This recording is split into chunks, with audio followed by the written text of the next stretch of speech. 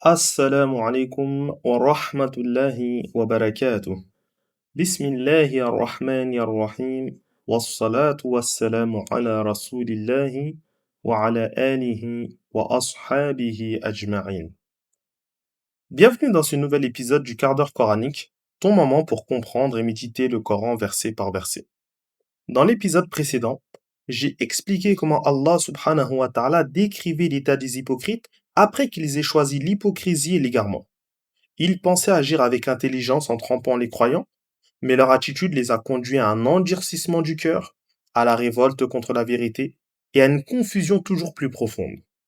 Dans le verset que je vais expliquer dans cet épisode, Allah subhanahu wa ta'ala nous montre la véritable nature du choix qu'ils ont effectué.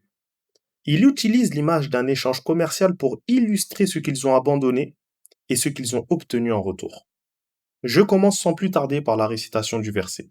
Allah subhanahu wa ta'ala dit أولئك الذين اشتروا الضلالة بالهدى فما ربحت تجارتهم وما كانوا مهتدين. Ce qui signifie dans un sens rapproché, ce sont eux qui ont acheté l'égarement au prix de la guidée, leur commerce n'a donc pas prospéré et ils n'étaient pas sur la bonne voie. Ceci étant dit, je reviens en détail sur le verset. Allah subhanahu wa ta'ala commence en disant Oulaïka. Ce sont eux. Après avoir décrit leur comportement et leur état intérieur, Allah subhanahu wa ta'ala attire maintenant l'attention sur eux de manière particulière. Le pronom démonstratif Oulaïka désigne des personnes clairement identifiées par leurs caractéristiques qui viennent d'être mentionnées. Il ne s'agit pas d'un simple égarement commis par erreur ou par ignorance, mais d'une attitude persistante qui les distingue. Le verset poursuit ainsi la description de ceux qui ont préféré l'hypocrisie à la sincérité et l'égarement à la guidée. À la suite, Allah subhanahu wa ta'ala dit الَّذِينَ اشْتَرَوُا الضَّلَالَةَ بِالْهُدَى. Ce qui signifie ceux qui ont acheté l'égarement au prix de la guidée. Pour illustrer le choix qu'ont effectué les hypocrites, Allah subhanahu wa ta'ala utilise ici l'exemple du commerce, un domaine bien connu des Arabes de l'époque. Dans une transaction commerciale, une personne échange une chose contre une autre dans l'espoir d'en tirer un bénéfice. Allah subhanahu wa ta'ala décrit ainsi l'attitude des hypocrites. Ils ont préféré l'égarement à la guidée et ont pensé trouver dans ce choix un avantage pour eux-mêmes. Cet exemple montre que leur situation n'est pas le résultat d'une simple confusion involontaire. Ils ont fait un choix. Ils ont préféré préserver leur intérêt mondain, leur réputation ou leur passion plutôt que d'accepter pleinement la vérité. Ce passage du verset met ainsi en évidence la gravité de leur décision. Ils ont délaissé ce qui pouvait leur apporter le salut pour s'attacher à ce qui les éloigne d'Allah subhanahu wa ta'ala. Allah subhanahu wa ta'ala continue le verset en disant فَمَا رَبِحَتْ تِجَارَتُهُمْ. Leur commerce n'a donc pas prospéré. Après avoir évoqué cet échange, Allah subhanahu wa ta'ala nous en dévoile le résultat. Dans le commerce, une personne cherche un bénéfice. Elle espère obtenir davantage que ce qu'elle a investi. Or, les hypocrites ont réalisé l'inverse. Ils pensaient tirer profit de leur double discours.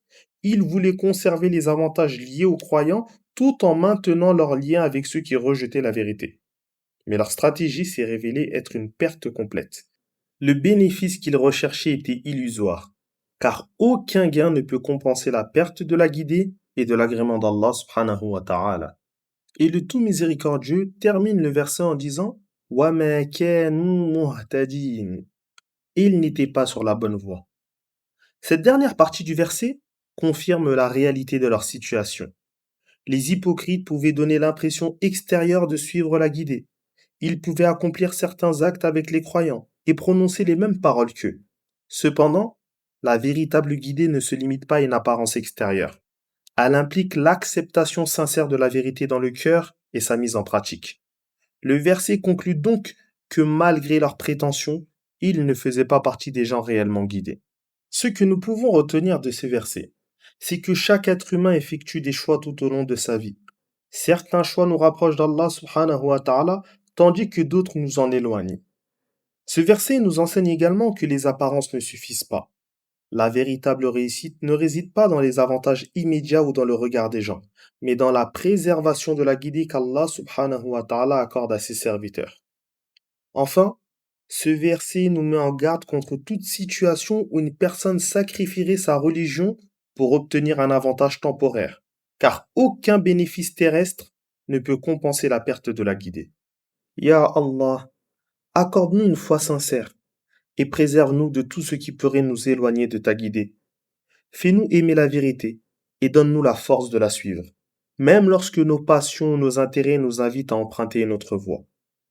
Protège-nous des choix qui conduisent à l'égarement et fais de nous des serviteurs fermement attachés à ton livre et à la sunna de ton prophète sallallahu alayhi wa sallam. Ainsi se termine cet épisode. Si ce rappel t'a été bénéfique, n'hésite pas à le partager autour de toi afin que d'autres puissent en profiter. Et si tu souhaites suivre l'explication du prochain verset, abonne-toi et n'oublie pas d'activer la cloche. Allahumma salli ala Sayyidina Muhammad wa ala alihi wa ashabihi ajma'in. Subhana rabbika rabbil izzati amma yasifun.